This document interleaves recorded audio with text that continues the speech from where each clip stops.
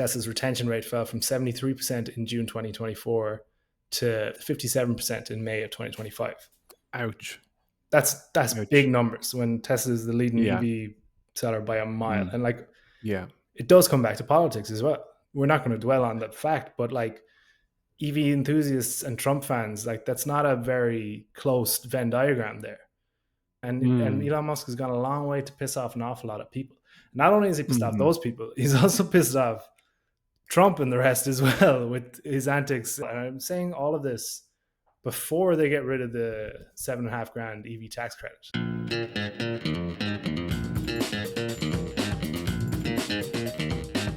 Emmet, how are we doing? Good to see you, Mike. It's the afternoon. We usually don't record a tot after 10 a.m. You and me, we're early guys, but it's actually Tuesday afternoon. And I kind of miss the fact that when we usually hit the mic, the day lies ahead of us, full of dreams and hopes and aspirations. But then we're just not afternoon chatters. So I hope we can really pull this podcast off. Yeah, I wonder now will people notice the drop in performance, the difference between 9:30 and half 3. Before I we just get drank into a liter of coffee. That always helps. Before we get into it, do you have a little something to say about profit?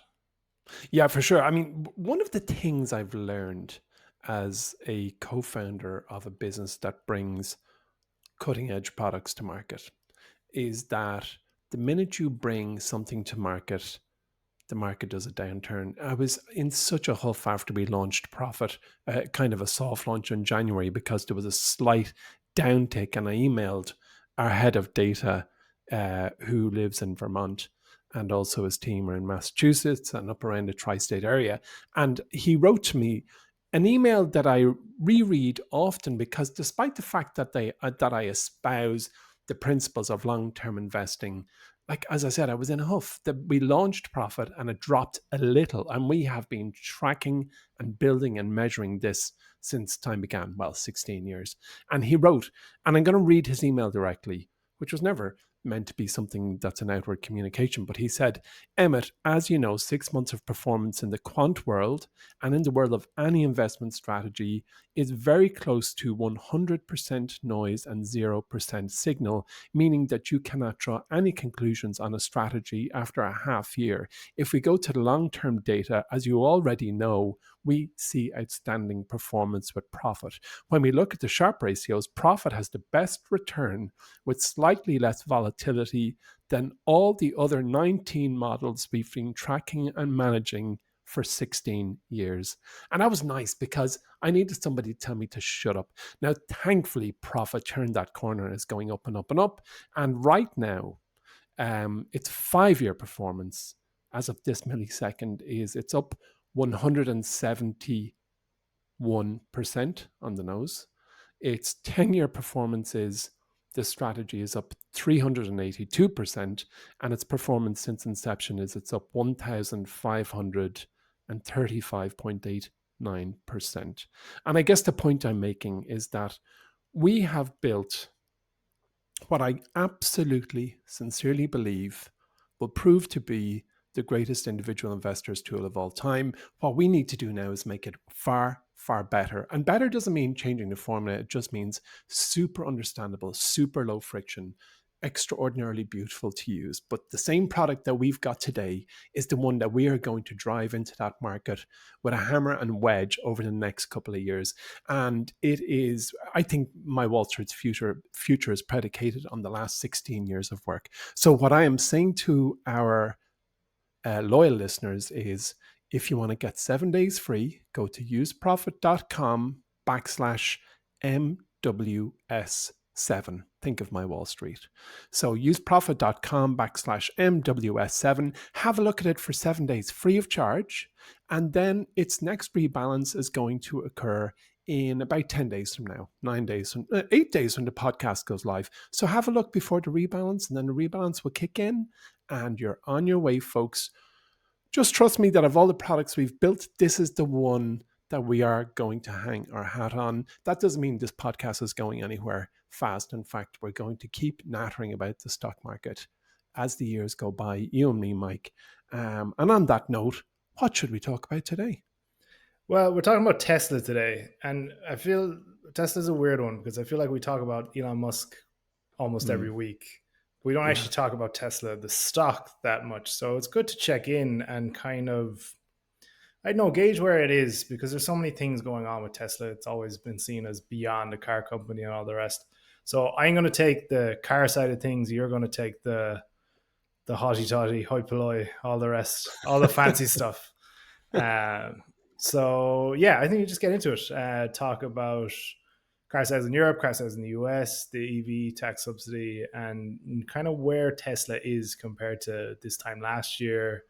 Um, so yeah, so I'm going to start with Europe because a bunch of data was just published this week from Reuters. Yeah, and things aren't great. So we saw in Q2 this year that sales were down 16% year over year in the auto section, but in Europe it's much worse than that. So uh, in July across the entire region, so Europe, Norway, and the UK, I think sales fell 40% year over year.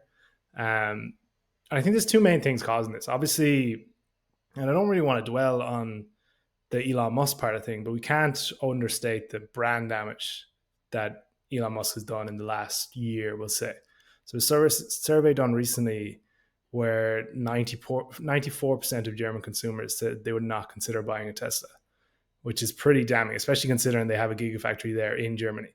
And now, in fairness, Germany, he did particularly damage there in that he came out in favor of the far right party there. He was advocating for them and all the rest. So that's going to be an extreme reaction. But I do believe that the sentiment is shared in pretty much most of the countries across Europe. There are exceptions, but France, in August, Tesla sales fell 47% year over year, while the overall car market grew 2.2%. Tesla sales fell 84% in Sweden, despite the EV market being flat there. 42% in Denmark and 50% in Netherlands, all in the last month. So it's pretty bleak. There are some exceptions: Portugal, Norway, which is a leader in EV sales. Basically, every new car there is electric, so that is a turn up for the books.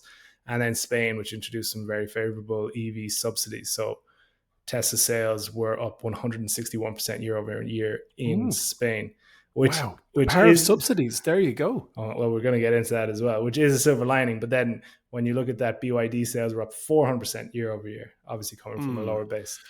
And Oh, for sure. For sure. But before you push on, just one comment and observation is that it is of no surprise to me that the Germans would vote against a non-German brand. Germany is the Detroit or the Motown of Europe, and the Motown of some of the world's best performance brands, whether it's Mercedes or BMW or some of the higher brands, and then the everyday brands, certainly of Europe, whether it's Volkswagen and all the groups that they own. So it doesn't strike me as strange, and especially when a couple of weeks ago, the CEO of Mercedes came out and said that if the EV market, or sorry, if the electric party keeps continuing, that their business is dead. So I'm not a bit surprised. Look, we don't want to double click down on the worst performing market, but if you had to straw poll a bunch of pedestrian voters, I still think they'd say Germany would be least in favor of an American electric giant because of its heritage and its history. yeah, that's fair enough, and it's a good point. But I want to touch on BYD there because that seems to be the kind of bet noir here for Tesla, especially in Europe. Um, so their European extension is kind of only really starting in the last like 2 years, maybe. But Mm. really, really eating into Tesla's market share recently. So the Tesla sales are falling 40% year over year. In that same time period, BYD's market share has tripled. Obviously, it is from a lower base, but the company is producing vehicles for cheaper, and that's the main difference. Like, and I think this has always been a blind spot for Tesla, and not just in Europe, but in the US as well, of not providing that lower price car. And they got away with it for so long. They had this premium positioning that worked, I think, because there wasn't many viable competitors. And what I mean by viable competitors is competitors that can offer a similar level of performance. So the BYD Atto 3 that offers a 260-mile range for about 35,000 bucks, whatever that is in euro. I think around 30 grand or less. That's 15 grand less than the Tesla Model Y, which is its most popular model by far. So the fact that Tesla lacks that low cost model, I think really restricts it now when there is a competitor to come in and fill that void. So that would be the main critique I think Tesla has been dealing with when it comes to auto sales. Obviously, there are so many more factors involved. There's the Elon Musk thing, there's the politics thing, there's brand damage. But this is something the company has always been aware of. Do you know what I mean? And it's always been kind of pointed out by investors, and it's always been where if we're looking at Tesla as a car company, why isn't the focus going there? And I think we can get into why later. The prioritization of everything else kind of has come first, and obviously Elon Musk is running 3 companies and all the rest. But that really is coming back to bite it now, and then it's happening in the US as well. So in the US, the downturn isn't as dramatic as Europe. Q2 sales were down 13%. Q2 deliveries, sorry, were down 13%. It's not 40%. It's not like 84% in Sweden, but it is the largest decline the company has seen in its history. And there are similar factors here, but as well as that, the upgraded Model Y underperformed, didn't really spur new sales as they were expecting, and it's this lack of innovation from this assembly line is kind of, apart from the Cybertruck, we haven't really seen anything new come out of the company for quite some time. It's all upgrades, and it's like a Tesla Y, like the Model Y Performance, which is coming out now in September. But that's just a like extension of an existing line. We haven't really seen anything. Yeah. And like the Cybertruck is a whole nother conversation. I don't think we even need to get into now because they're not able to produce them, they're not able to sell them. So that is what it is. And I think a lot of the focus is going into the cyber, is it robo trucks or cyber taxis, whichever they're going. But like I think a lot of the production line is going to there. Yeah. So yeah, could you put this lack of innovation down to Musk distractions? Maybe, or maybe it's that all the focus is now beyond cars to AI, to robotics, to robotaxis, and like it's always this conversation with Tesla because that is maybe where this company ends up. Do you know what I mean? It's true. Very much so. I mean, I totally agree. When I first saw the Model S, my friend Bill Mann, I met him in Alexandria in Virginia, and he just bought one. It was the first time I recall, certainly the first time I sat in one, and that was probably 12 to 15 years ago. And I thought it was the most beautiful thing I'd ever seen on 4 wheels. I felt its design values were parallel that of an Aston Martin. I happen to think that they have the nicest bodywork engineering. And but since then, it's amazing how tastes augment, change, and move forward. You expect designs to be upgraded beyond just a tweak in the lights or a tweak in the trunk. The Model 3 came out in Ireland. I think the first set of deliveries was around 2019. Here we are 6 years later. There's been a moderate upgrade, but then they made some huge design missteps along the way. I was with somebody who was considering buying a Model 3, and I went with them, and they had, at that moment anyway, gotten rid of the indicator stock for the sake of clean design. I think the objective was to have either no or just one stalk sticking out from beside the steering wheel, which I suppose if you're sitting in a design studio in a post-Apple world sounds good. But when you're in Ireland specifically, where the left and right-hand turn is very often dictated by a thing called a roundabout, where you have to indicate to go into the roundabout and indicate to come off the roundabout when your steering wheel is upside down, those buttons on the steering wheel to indicate left and right are also upside down and the wrong way around and very confusing.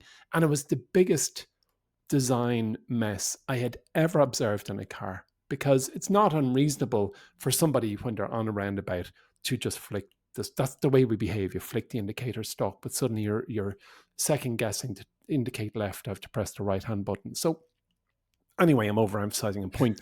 I think they've reintroduced the indicator stock, whatever. But the point is that the cars are a little, I think bland is too strong a word, but uninspiring. And there's a Tesla parked probably 20 feet from where I'm sitting. But what I will tell you is when I walk out into the driveway of my home, faced with a choice of 2 cars, I will 100% of the time hop into Tesla because it's great fun to drive. Yeah, no, and I'm not saying that, but I think you're Yeah. touching on kind of what is happening with Tesla as well, is that there is almost a stagnancy to it. Do you know what I mean? Where obviously we've seen what this company can do. If their goal was to produce that $30,000 car with similar, performance metrics, but everything downgraded or whatever else, they could easily do that. But that's not really where the priorities are. Mm. And this would be a problem if Tesla was another car company. But the whole point is Tesla is not another car company. It's a Hmm. $1 trillion behemoth. It's worth, I don't know, trading at 200 times its profits, and it's seen and its perception is something completely different. So it's kind of weird to critique what it does with its like auto operations when the perception of it as a stock is so much more than that. Do you know what I mean? Yeah, very much so. But we are seeing that deprioritization come back and bite it, because it's losing market share. It's lost that lower priced that lower price gap in the market is being filled by competitors. I read a piece just yesterday that General Motors Cadillac it's GM has become the number two EV seller in the US. But so sorry, I get the stat here now. So it's doubled its EV sales in the first 7 months of 2025. Teslas have fell 11%, obviously coming from a much lower base. But the big thing that stuck out from the article was that 1 in 10 of new Cadillac buyers previously owned a Tesla. Do you know what I mean? And Mm. it's this brand loyalty Wow. that Mm. has really become an issue, where Tesla had the biggest brand advocates ever for a while, and now maybe that's not the case. Reuters published an Mm. article this summer. So it said that Tesla's retention rate fell from 73% in June 2024 to 57% in May of 2025. Ouch.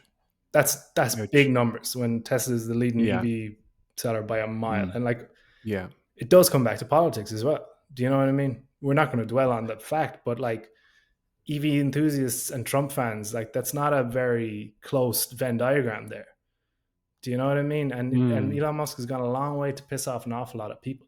Not only is he pissed off Hmm. those people, he's also pissed off Trump and the rest as well, with his antics since then, and with Doge and all the rest. Like, as in, we're gonna feel like this is all, and I'm saying all of this before they get rid of the 7.5 grand EV tax credit. So that's gone at the end of this month, 30th of Oh, September. right. Across the whole of America. Yes, and so Ouch.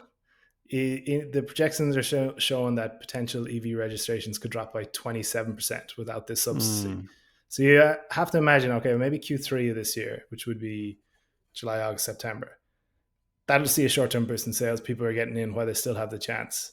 But after that, I don't know what'll happen. Do you know what I mean? Like, Mm. coming into this coming up to this obstacle with such a weak positioning already, it looks a bit grim. Like, so you're at a premium pricing point, which worked when there wasn't a lot of legitimate competition. That's not the case anymore. Both in your core market, you're becoming even more affordable. But then on top of that, your international markets are getting eaten up by cheaper Chinese vehicles. You never got around to plugging that more affordable car market, which you could have, but obviously priorities were elsewhere. And it's all looking a bit bleak, to be honest. I Mm. haven't even scratched the surface of what Musk has done in terms of brand damage and all the rest. But yeah, I don't know. And this is the thing where, if you drill too far down into what Tesla is, I suppose, as a stock and as a car manufacturer, maybe you get a bit lost in how it's perceived more widely. Am I making sense there? Where Yeah. One thing that just kind of comes to mind for me is that, the buying public, not the American public, the global buying public generally has a short memory. So while Trump and Musk were doing three-legged pub crawls together and were besties for about a year or half a year, whatever it was, and then they had a big spat and fallout. I have a feeling that people, like, their memory of these things are quite short lived, because when it comes to the end, when you're parting with multiples of tens of thousands of dollars for your next vehicle, you're going to buy the one you most want. Now, I agree there's a dotted line between what you want and the behavior of the leaders of a company, and there should be. But as soon as he went quiet, I kind of thought the half life of pretty much that kind of carry on is quite short. I do not know. I don't have the data as to whether the average buyer has forgotten about Elon Musk's behavior or still has a noise level of resentment that needs some therapy. So, I mean, are people still a bit annoyed with him? Yeah, and there's also just the fact of maybe this isn't true because we've been inundated with them for a decade now, but there's an overexposure of them. Do you know what I mean?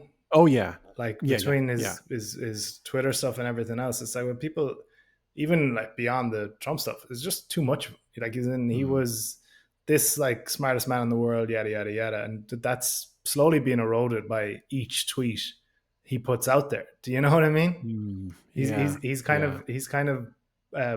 he's taken away the veil of adulation of sorts.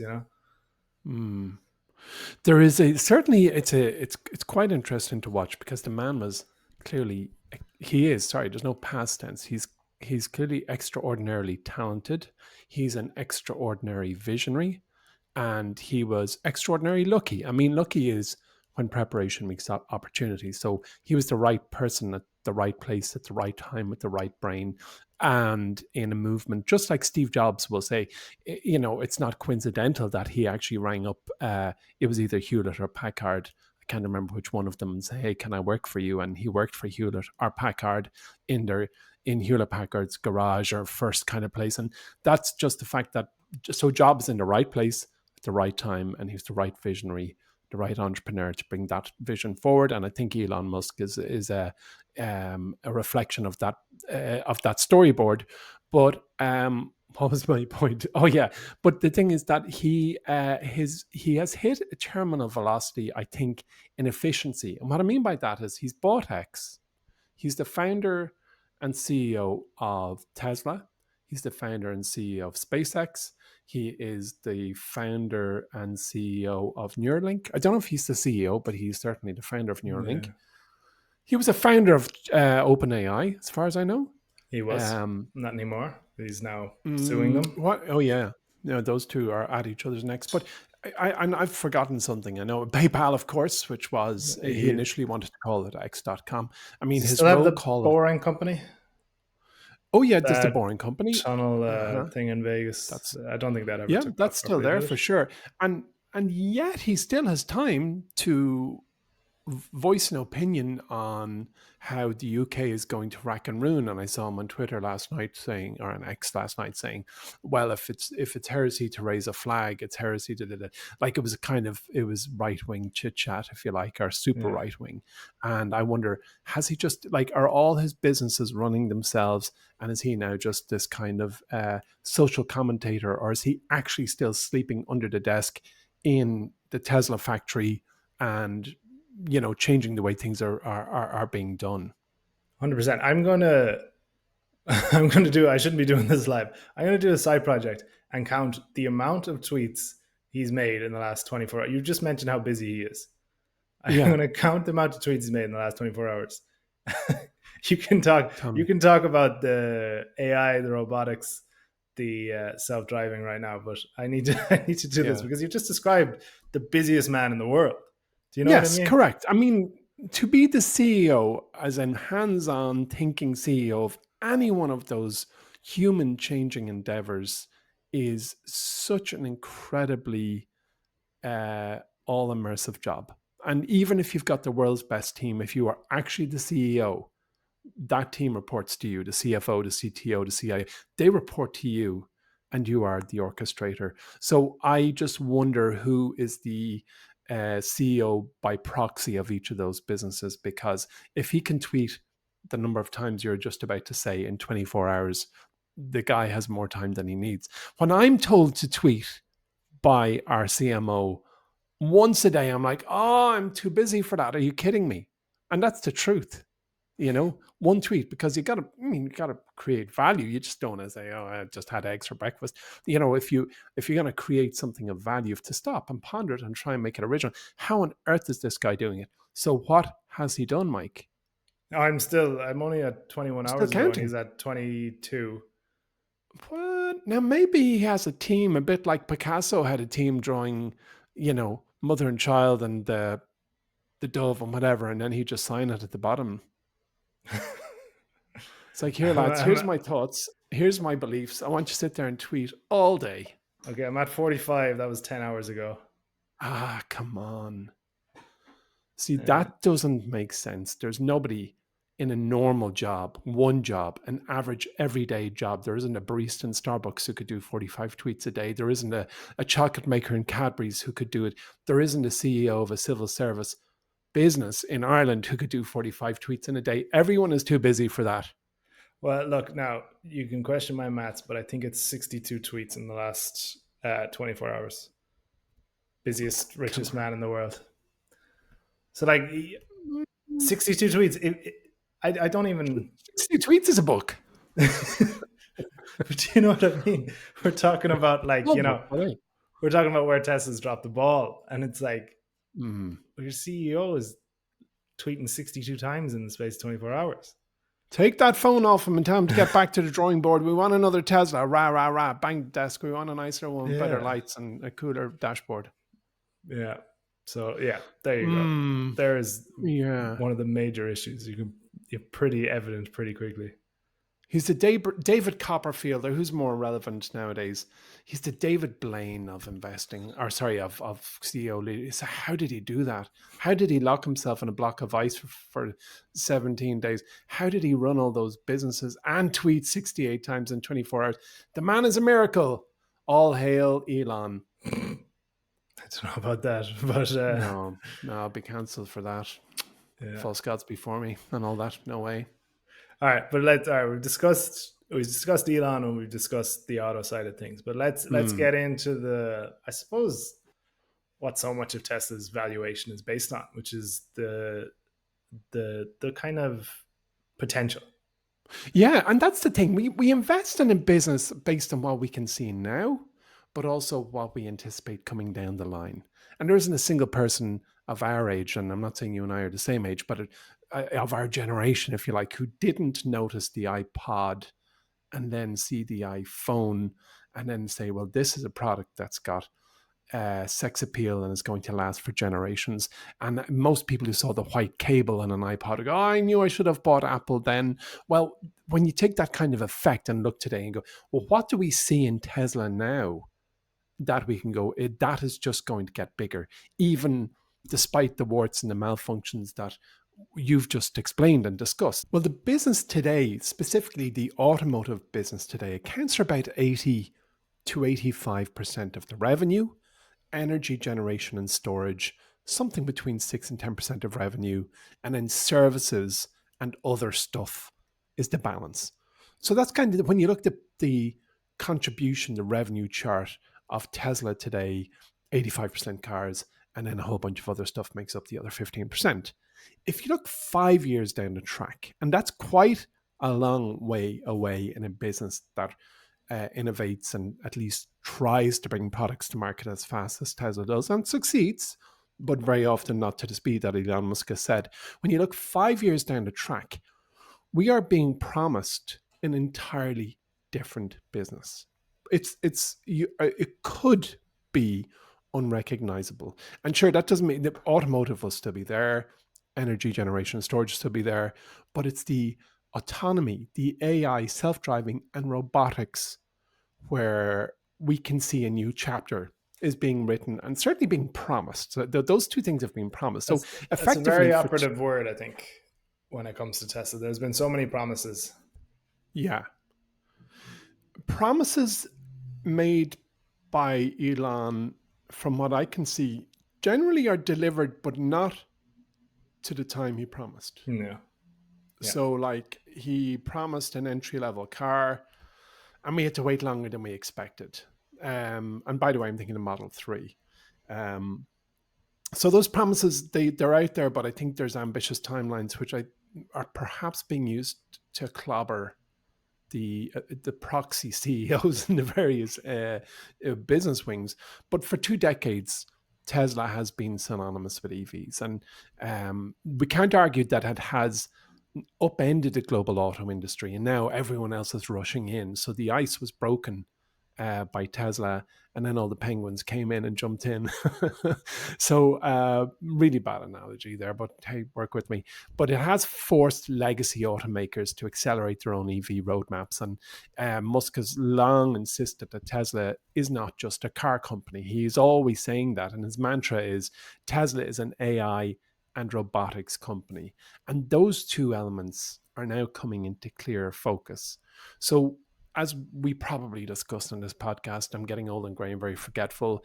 In halfway through this year, a couple of months ago, they launched their first robo taxi service in Austin, Texas, and also ramped up development of Optimus, which is the humanoid robot designed to handle repetitive labor. And the first thing I'll say to our listeners is hop onto YouTube to see these robots cook and fold clothes and those kind of mundane domestic duties. I mean, if it worked all the time and never decided to kill its master, I would absolutely post Tesla on my wallet and go, here, give me one of those robots.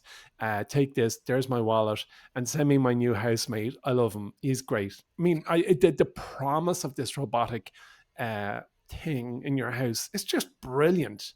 Who put out the bins or the garbage, as they say in America? Robot did. What? Ah, he's great. I'm going to the pub with him. Best thing ever. I hope you give him a name. Oh yeah, of course. I'm going to give it a name when I have one. I'm definitely going to buy one if it does half the stuff we've been promised. Yeah. Haven't gone there yet, Mike, to be honest. But it'll probably be something to do with Queen, the band, maybe Freddie. I don't know. We'll see. Or just maybe But anyway, call it John. John after your co-founder. Yeah, John. Good old John. So anyway, these early moves are what Musk believes will be the company's most transformative business lines over the next 5 years. And even Cathy Wood, well, I shouldn't say even Cathy Wood, but especially Cathy Wood of ARK Invest has been pinning the future of the business valuation on these products. And if they're successful, autonomy and robotics could represent the majority of Tesla's valuation by the end of this decade, which is only 10 minutes away, really, when you consider that 2026 is kind of nearly on our lap now. So as I alluded to, in June, Tesla began operating its first robo taxi service in Austin. And when I say quietly, there was no brass band or fireworks that night. But from a media perspective, it was not a quiet launch. Even newsletters in schools on the Aran Islands off the west coast of Ireland were had little flyers about Tesla's launch. Like every news outlet was talking about this quiet launch of the robotaxi service in Austin. Preposterous how people could say it's a quiet launch. So it wasn't really that quiet. You know, it was everywhere. It's quiet launch in terms of its scale. Do you know what I mean? Oh yeah, that's true. Well, if that's the very definition limited of number quiet. and very limited area. Do you know what I mean? It's nothing on the abilities of Waymo yet. Like, You're on the money. I mean, there was only, I think, 10 or 20 Model Ys, and they're fitted with Tesla's latest full self-driving software. And chargers were, say riders were charged a symbolic flat fare of $4.20 per trip, which is typical of Musk. I don't understand what this 420 thing is. He's always on about 420. It's something to do with drugs. Yeah, it's like a weed culture thing from way back when. 420 is when you go smoke doobs. In the afternoon. Dad, go smoking doobies. In the afternoon, well, for you. Apparently, yeah. And then like the 20th of April is the big kind of national holiday for cannabis. There you go. Every day's a school day. But anyway, he was charging 420. Very clever, Elon. Good, nice one.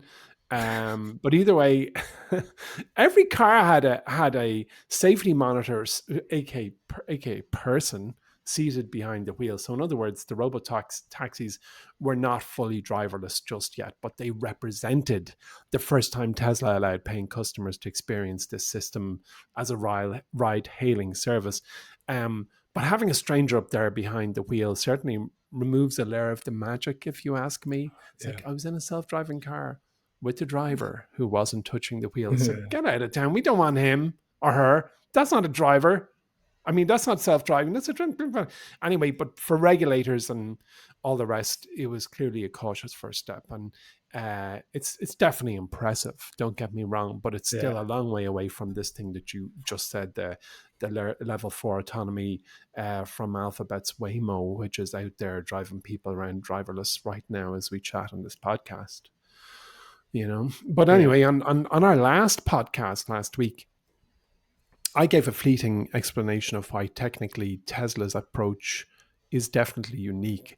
Most rivals, including Waymo, are using these LiDAR sensors, whereas Tesla is pursuing this vision only strategy, which, in fairness, is the technology drivers have used since the invention of the car in the form of eyeballs. So Elon is basically, or Tesla is using cameras combined with neural networks, aka eyes with brains, to process the driving environment. And Musk argues that this is the only scalable way to achieve autonomy, since it does mimic human vision rather than layers of expensive sensors on vehicles. And the Waymo solution, as we've seen or talked about in the past, it's inelegant. It's like somebody emptied a kitchen sink onto the top of your car. Do you know? yeah. There's a colander up there. There's a bit of wire hanging over. Like, I mean, they can't make it look good as far as I'm concerned. It looks like a No, little it mini is, Eiffel Tower. and it's the same argument. It has been the same argument Mm, for however long now, like nearly 10 years. Where if Tesla can pull off this strategy, it is going to be, maybe the greatest pull that anyone's ever done in terms of the difference in cost structure between, say, a Waymo self-driving car and a Tesla self-driving car would be astronomical. And then the hmm scalability of the entire network after that. Whereas like Waymo is inherently unscalable right now. The cost it takes to build one Waymo car mm. is astronomical. I think it's up. I think it's at 150,000 or something with all the gear on top. And now, they're in fairness, they're using Seriously, are you kidding? I did not know Jaguar that. Jaguar X Pace SUVs and stuff as well. So they're like, it's not meant to be profitable anytime soon, obviously. Yeah, yeah, But there is the economic reality of, if, and it's a big if Tesla can pull it off at scale, that there's no competition in terms of yeah. And that is a unit fact. economics. Yeah, there's no question about it. I mean, critics of the Tesla way, the cameras with neural networks, include former engineers and safety regulators, and they say that vision only autonomy introduces higher risks of the edge case errors like phantom braking and lane misjudgments and erratic behavior in complex intersections. And I have a note to self that says, insert joke here about driving with my wife, and then I've scratched it out. So I'm not doing that. But the early reports from Austin included praise for smooth rides, and it also documented instances of sudden stops and near misses. I'm saying nothing. Back to former joke. But anyway, regulators at the National Highway and Traffic Safety Administration are definitely watching very closely. So that's self-driving, and I would be of a mind, without getting in. We can debate LiDAR versus neural networks and cameras, and the state of one tech versus the other. But I'm of the mind that it wouldn't be this far um, if the end point wasn't nearly certain. Do you know what I mean? I believe that Tesla will get to that end point. Yeah, I I'm actually not sure. I think they're going to have more hoops to jump through, Oh, they will. safety wise They and absolutely regulation will. wise, going down Yeah. this route. And I think, like, that's why there was a fella up front, in the front seat of the driverless car in Austin. Do you know what I mean? I Yeah. think Elon Musk has forced to do the soft launch in Austin just Mm. based on the amount of promises he made. But I don't Oh, think, that's probably true. Yeah. I agree yeah, with you there. like, that's not a true pilot. No. Do It's you too know what I small, mean? too few. It's Like, not data. It's a casual flex. It's the kind of ticking of the box, or maybe to yeah, save them from being red faced. yeah. And so, like, I do think it's further behind than competitors, but it can afford to be further behind if it pulls it off. But again, we're talking about big ifs. So let me pause that for 1 minute. Let's click pause on autonomous cars for just a minute and then talk about this Optimus, the humanoid robot. So this is something I know nothing about, apart from Mm. watching that movie with Will Smith back in the day. Right. Well, a great movie, that the Isaac Asimov book, I, Robot, which Will Smith starred in a movie version of about, it's probably 10 years ago. Oh, longer, I'd say 20. I think it was a great movie. Did you like that one, Mike? I can't really remember, to be honest. It was pretty dystopian. I thought it was superb. Anyway, look, let's not talk about the movie review podcast. We'll do that next. But yeah, Optimus is Tesla's humanoid robot, and even in the Tesla showroom here in Ireland, they have a mock-up, I presume, of the robot standing there, I should say, over in the corner. And the business has already kind of shown off loads of prototypes, with the latest version showing improved dexterity with the old hands, and mobility and walking with stability, and performing basic tasks like lifting and sorting and making a cup of tea for the master, who he will never kill because master is kind. So it is a pretty, already it's an impressive promise, as is the fully autonomous driving. Like, it's the type of, it's taking the banality out of life, if you like. The banality of driving. If you don't take pleasure from driving, it would be lovely to sit in a car and it take you where you need to go. And just as sitting in, or owning a home or occupying a home is a never-ending list of to-dos that no one will do except you, and they're Yeah. boring. But But I Elon imagine is the like, applications would be more industrial than, oh having yeah, yeah, a yeah. robot butler. It's like factory line work and all that kind of stuff.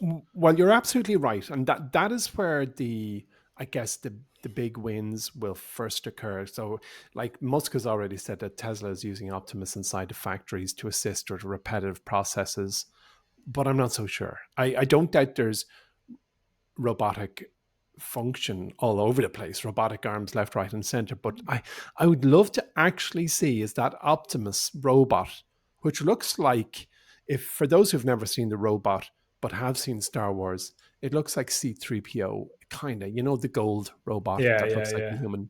It's like a silver version of C3PO.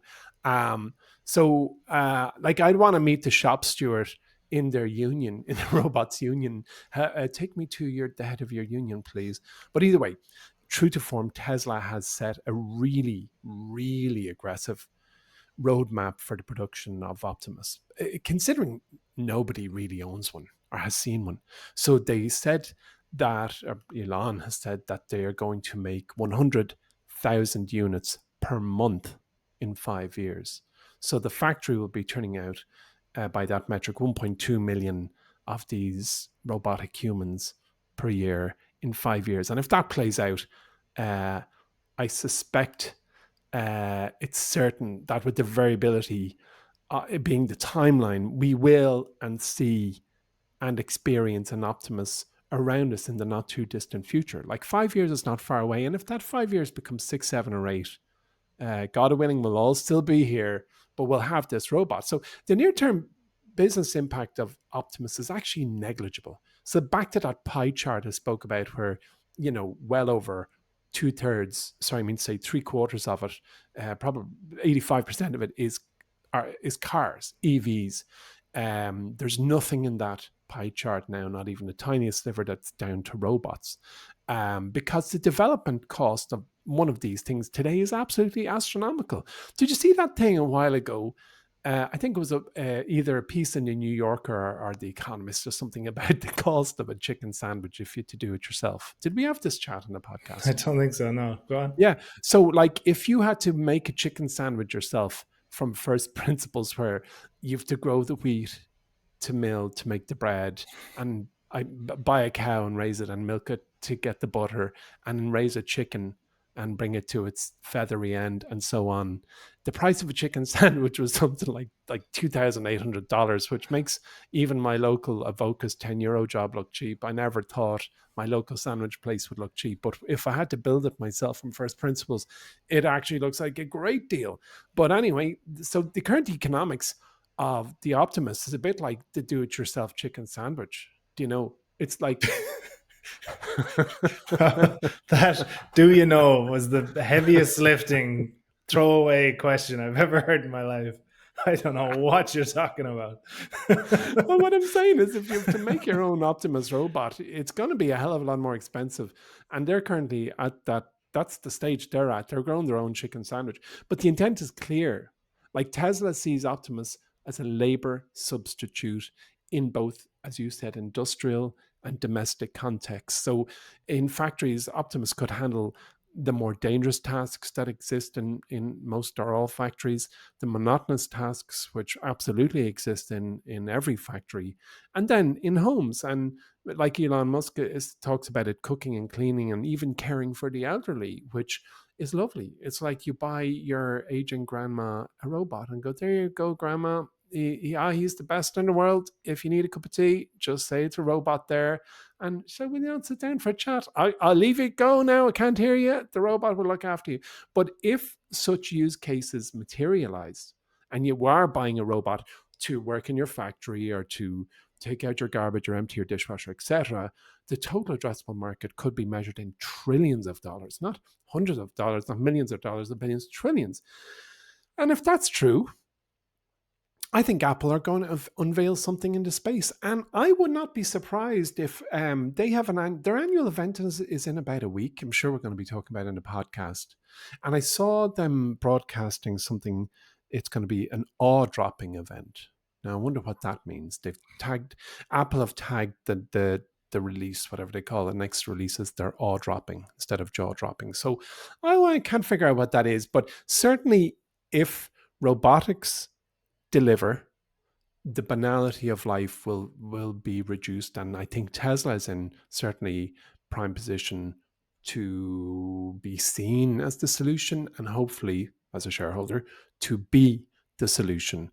But either way, Mike, looking 5 years ahead, Tesla's autonomous vehicles and a robotics unit could not only reshape your laundry cupboard or whatever you call the place you keep sheets in the house, but the company's financial profile. Like that pie chart will be radically changed.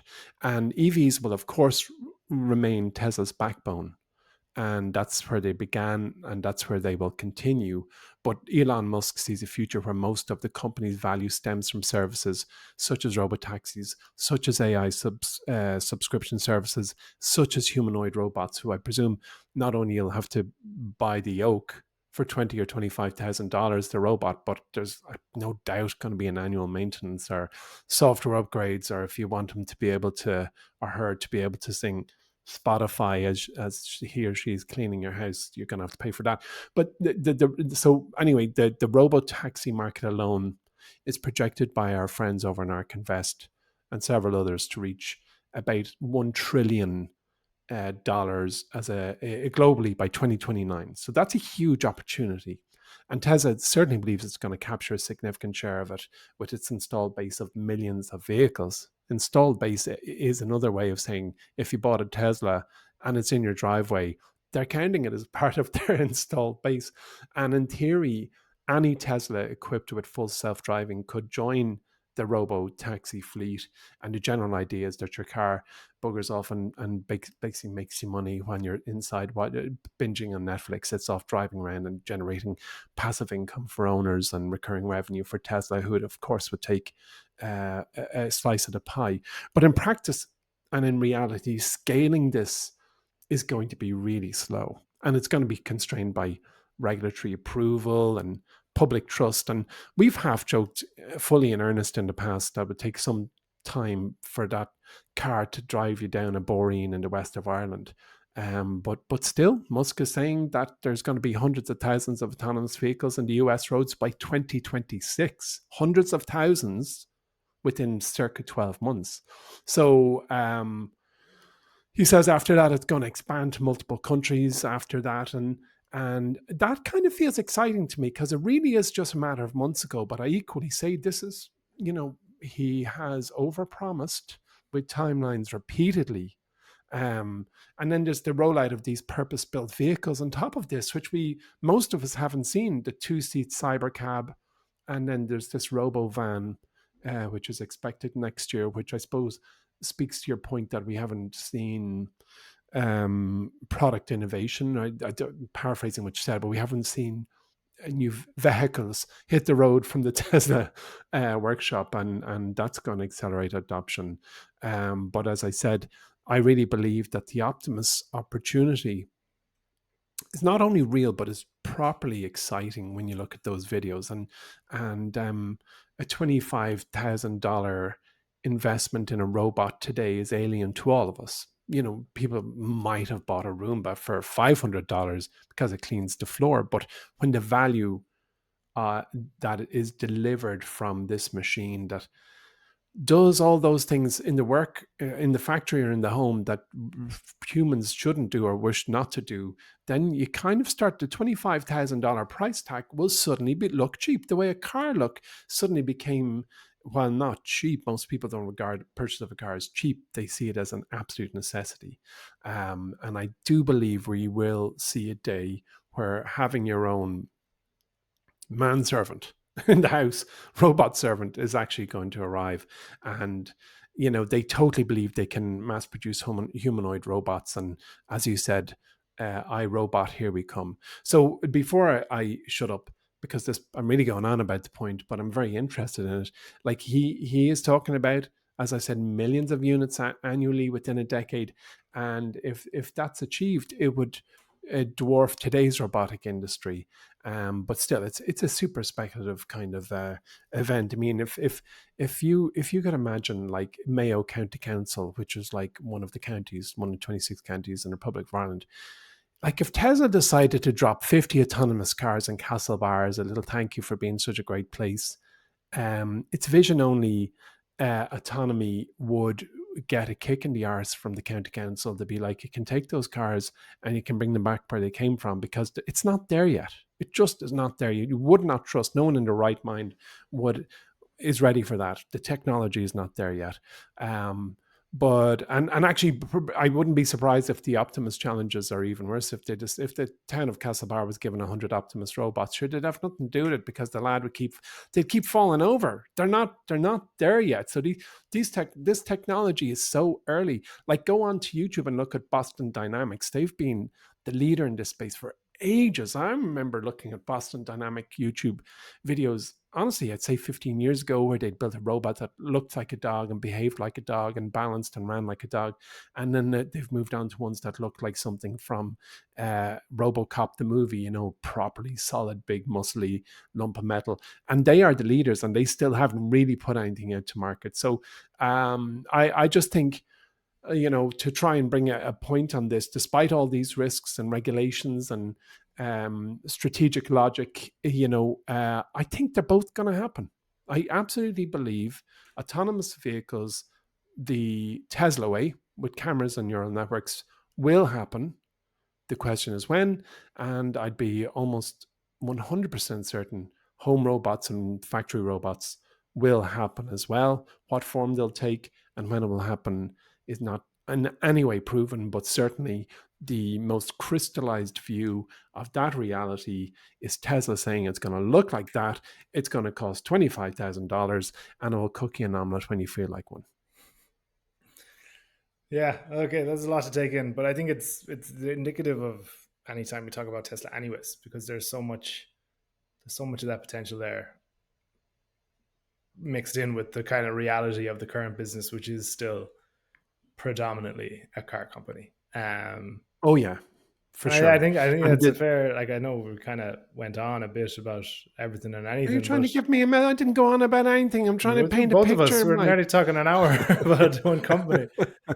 But it is kind of true to the fact that that's how the stock has always been perceived, and yeah, how it's that's always right. kind of looked at as the now and the then, Yeah, they the, parlayed their promise fairly well. yeah, and there's always the Yeah. big if. But in fairness, like, as in, if you're an early investor, you're doing incredibly well. So it has delivered for its investors, even if it is still, you know, snowballing this potential to keep going and going and going.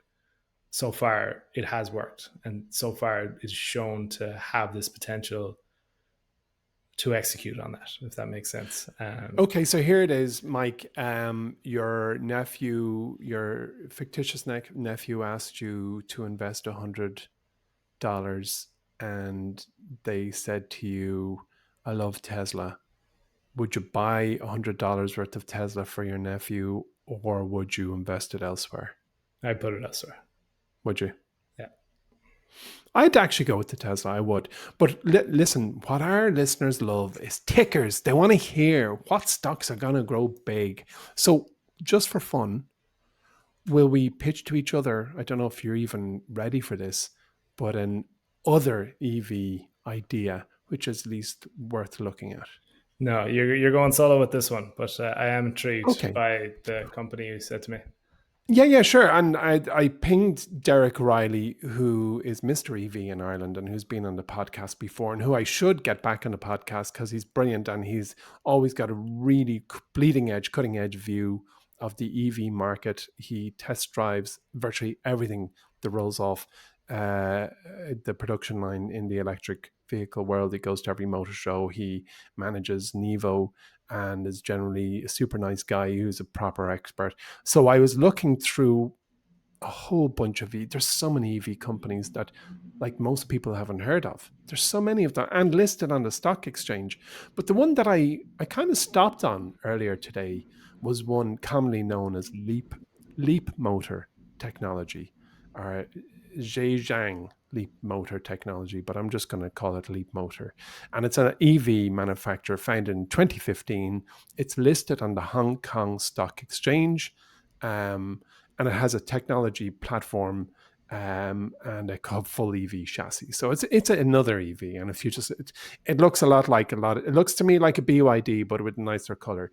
And the reason I paused on this one was that the revenue has grown at an astronomical rate year on year, quarter on quarter. So an awful lot of EV companies, their revenue, as we discussed with Tesla, has stagnated or dropped, or it's not the type of shape you're looking for in a growth investment. But that's not the case. I mean, the company had 92% year-on-year revenue growth in 2024, and that follows a previous increase of 35% in 2023. So it's revenue growth accelerating. So, and it's then the business is also backed by Stellantis, which holds a 20% stake in the business. And that's a good thing because whether you know Stellantis or not, you definitely know their cars, 100%.